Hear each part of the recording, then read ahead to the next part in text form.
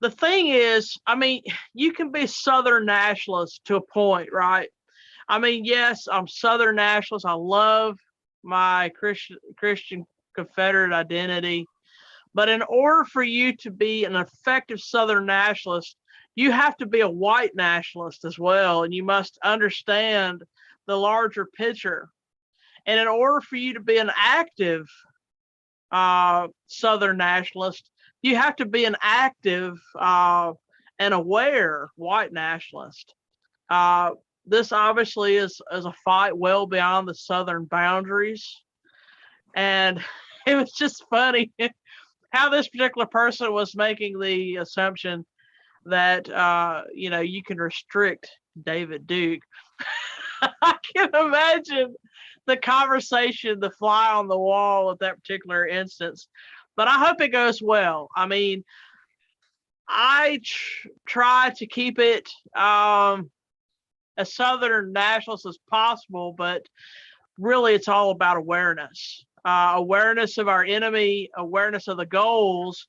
In order for you to protect your Southern identity, you must be aware of your enemy and their ultimate goals. That's just a part of it. But going back to the Confederate thing, about your church, they cannot take this church down, I guess, without, imploding it or whatever in the middle of the night. But as the cowards have done on numerous locations, they will go to the small towns and they will take down the monuments in the dead of night and try to sweep it under the rug as though it never existed. And it's just funny, how they did that. I know they came to Danville and did that. I mean, they voted at city council, and while they were voting, they already had a bucket truck sitting there by the monument, going to pull down the flag off the soldiers' monument. So they had already decided what they were going to do. And I remember they used a black cop, of all things, to not take down the flag, but to cut the flag down from the post itself, the pole. And I remember as it was coming down, as the cop made the first cut, you could see the frightening look in his face. And then it started raining. Ironically, it started pouring down. And just like in Chatham County, Pittsburgh, where I was arrested, when they removed the monument, it was clear. Right when they took the monument off of its base, it started to pour down rain. And it's just kind of ironic how that is. It's almost like our soldiers, our ancestors, are speaking to us, at that moment. And I mean, it's almost like God is speaking to us as well. Because if we lose our identity, then that's it.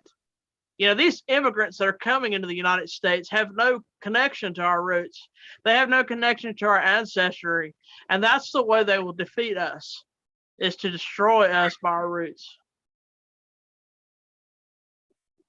Well, on that cheery note, I think we should call it a wrap for the day. We've got to figure out a way to turn it all around. We got to wake people up. That's the biggest thing, and that's what the League of the South is trying to do. Bring people into reality. We got to do that. I mean, we can't just keep sugarcoating it. We can't keep turning a blind eye to everything that's going on. That's what happened during the Civil Rights era. Everyone was so busy and occupied with building their homes and their lives, basically, and raising their children and stuff. And they just basically turned a blind eye to what was going on in the Civil Rights era. So it happened. And then you have the whites are like, well, I don't want to fight. They've basically lost their will to fight completely. And so that's where we are today. And people are coming around. I mean, I see this. Some people say it's a little too late, but it's not. If we can wake these people up. I think it's still worth the fight. So I think a key thing is we must not be ashamed of anything. Right. We must not be ashamed of slavery. We must not be ashamed of segregation. They may. I ain't ashamed of nothing. Well, I mean, I regret nothing. We need to be historically realistic that there are bad features of every social economic organization that humanity has ever tried. We're constant. I mean, I grew up though with the idea that we should never give up the quest for perfection. A great Southern author who won the Nobel Prize was William Faulkner, who in his Nobel Prize acceptance speech said, I refuse to deny the perfectibility of man. And I think that's really that's what the theme of the song, of the anthem, maybe you'd call it a hymn, Jerusalem is. And it's what we need to focus on. And I mean, Jessica, I've said this to you before, but I'm going to say it to you in public. If you stop being a trucker, I want you to run for office in your native Virginia. I want you to be Virginia's, you can't be David Duke. You could be Daniela Duke or something. But his even though he lost, his history and legacy lives on. Right. And he continues to be an inspiration to people. And because of efforts like that if there's any hope at all, it's because people do stand up. And you are. I mean, when I first heard about your case, I said we've got to support this girl because she's so squeaky clean. And well, I mean that's what it takes. I mean, because with all the disbarment stuff and everything and what I've been through, I'm not squeaky clean. Sorry. I mean, I can't even pretend. But you are. And so, I mean, the only thing they can get you on is your ideas. And that means they do. Well, okay, but that means that the whole focus of you is going to be on your ideas. And if you defend them, then you are. I mean, I've told you before. I think it's disturbing that the League of the South has never run a candidate. Well, National Security Officer Jessica Lynn Revis, can be the first League of the South candidate. And I can see that going over really well. I mean, I don't know. Maybe in the future, when people actually turn around and they start waking up, maybe I would have that vote face. But what if you campaign around Virginia playing Jerusalem as your anthem? Imagine. Well, even if I do not become a political opponent, I will still continue to fight for my native Virginia. And this is my, as General Lee, this is my country. This is my nation. We were Virginians before we were Americans. And that is the way I feel. And certainly I will continue to fight for my Virginia. And then, of course, my Southern country. And of course, I'm the executive officer for Virginia. Even though I may not be political, I would still continue to do so and try to change people's hearts and minds and to turn them into, maybe something of the such to an awareness of what's going on with our people. Maybe it's a possibility that it may happen. I just think that I want everybody in the state of Virginia, the Commonwealth of Virginia, I should say. I want everyone in the Commonwealth of Virginia to know the name of Jessica Lynn Revis. Because the infamous Jesse James. The infamous Jessica Revis. Yes, the one, the only. All the like I said, that thing with the commissioners thing tonight. I mean, you could just see every single jab this guy's coming about, and it was all about me, you know. I mean, I again did not go there for the league. I went there as a personal, you know, my own personal ancestors who fought for Randolph County and those who never made it home. That's what that monument represents. And for that guy, oh, Tater Chip, for him to get up there and I don't know what you're talking about. Why do you call him? there's the NAACP president of Randolph County. His name is Chip Foose or whatever. So we just call him Potato Chip. So, but he gets in there and he talks about how you know, Randolph County is so racist because black people have to walk by that monument whenever they're going to court. That's not the case. The courthouse where the monument is located is a historical museum. You do not have to face the judicial system in this courthouse anymore. There's a very large building on the other side. And most of the people that will come to this monument and raise hell about it were, you know, before all this stuff with the SPLC and the ADL and all the other freaks, before they ever started talking about it and Antifa griping and BLM ever making notary or whatever, you would ask somebody about the Confederate monument and they'll say, what monument? There's a Confederate monument here? Because it is on such a benign street, you don't even know it's there, and there's nothing on that street. So for them to sit there and complain about something that is not, I mean, technically the way the law reads, that monument should be placed in front of the new courthouse because it says of a place of the same statute, the same relevance.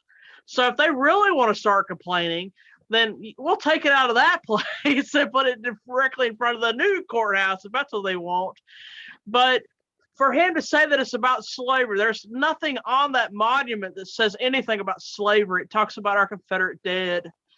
And I just don't get, you know, I really thought about, I told my friend and I, it's like, you know what? I think I'm going to create a speech and I'm going to walk my little self up into the NAACP's office and formally introduce myself as Jessica Revis and just watch. I might even video it as I'm doing it and then I'll post it on your page. But I would love to see his reaction when he could talk about me behind closed doors when I'm not in the room, you know, and belittle me. Well, he thinks he's belittling me. I mean, at this point, it's like, yes, I'm a secessionist. Yes, you know, I'm very proud to be from Virginia. But again, as I said at the beginning of my speech, my roots are in North Carolina. You know, 3/4 of my ancestry came from North Carolina, and the rest is Virginia. So, I mean, North Carolina historically was the original Virginia. I mean, Roanoke is in North Carolina, the city of Raleigh. The very first English settlement in the New World was in what's now North Carolina. So, I mean, there's a close historical identity between North Carolina and Virginians. But my blood is in that dirt, you know, in the soil. You know, as they say in Bowdoin, you know, the blood and soil. My blood is in the soil of North Carolina and Virginia and Tennessee and West Virginia and in the surrounding, even in Georgia. And with that being said, their blood is not from that area. You know, he talks about him living in an area of all this racist divide and white privilege and stuff. But it was his father who owned a large business in town. That's not, you know, being, you know, oppressed when you're given the reins to your father's business that you did not build and sit there and whine about everyone else because you are not oppressed. Why not, if he was so worried about the black population, then as my friend was talking about, why not talk about the murders that are occurring in that town? why not talk about, I mean, just constant gang violence. But when it comes down to it, all we could talk about is the monument. Oh, what monument is that? Where's that at? But let's not talk about the black on black crime, the gang related killings and stuff. That monument on that benign street that you have to, there's not even a stoplight there. It's just there. You know how many times I've drove by it and not even, oh shoot, I just passed it. You know what I mean? Because there's nothing there. And then there's another monument there that is dedicated to the current veterans, of past wars. And, yes, the Confederate monument is a lot larger because it was there first, obviously. And then, of course, the other wall of veterans memorials, if they take this memorial down, then it might as well take that one down as well. Because in essence, they are both veterans memorials, regardless of what they say in their mind that they represent. So I would like him to explain to me how he gets it that it represents slavery when it is a soldier at parade rest holding his rifle to represent the war's end, to represent the brothers that never made it home. That's what it's about. You look like you're going to sleep, so maybe we. No, I'm not going to sleep at all. I don't know what to say about it. And like I said, it's a continuing good discussion. We will continue it, but let me. I wrote this thing at the end, and then I'll end it here. Okay. Okay. But anyway, I hope you'll publish it on the Coon. I hope you'll publish it on the Coon. Okay. So I say, don't furl the flag. The monument is not that of a governor or a mayor. It's not even of anyone with money. It is a soldier at parade's rest to symbolize the war's end and the boys that never came back home. It is a citizen soldier, that of our bloodline. When they marched across the battlefields to certain death, when the line ahead of them was mowed down, they didn't run. When they walked shoulder to shoulder in the warm blood up to their ankles of their brothers in arms who fell before their very eyes, again, they didn't run. When the grape shot pierced their coats and powder burned their flesh, again, they didn't run. They knew their purpose. They didn't want their children to fight this war, but instead they wanted to give them peace. Whenever the invader came to the homeland to kill and pillage and destroy the Southern people, running away was not an option. Why are we not this brave? They showed us how to fight. They even left us these memorials so that we could remember who our fathers' fathers were. Will they erect monuments to us one day for our bravery? Will generations after us remember our struggle? Will we simply allow our grandchildren to forget their roots as the bloodline turns to mud? What will it take? Are you the one that says my bloodline that generations and generations took to build will never be tainted? Then, because you failed to pay attention, watching basketball, sitting at a bar, drinking yourself to sleep, or not staying faithful to your wife or husband, your children slipped right through your reach. What will it take for you to wake up, white man? Remember, we were of kings, invaders, conquerors, builders, and inventors. We were not born of cowards. Remember this as you look into your children's eyes and give them a hero, and remind them where they came from and just how honorable it is. And it's for the love of our people and our southern land. The most precious possession in the world, though, are its people. And for these people and for this nation, we have to struggle and fight, and never to languish, and never to weaken, and never to give up, and never to despair.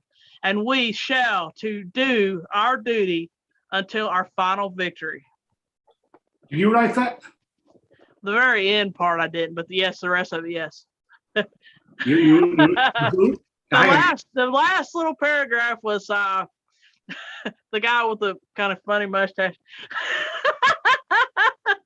But the rest of it I did right. Oh my God. Well, please publish that on the Coon. Okay. New ALDF/New Orleans.LA.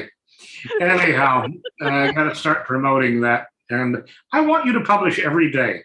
You're not working right now. You've got no excuse. Don't tell me you don't have time because I see you publishing on your Telegram all day.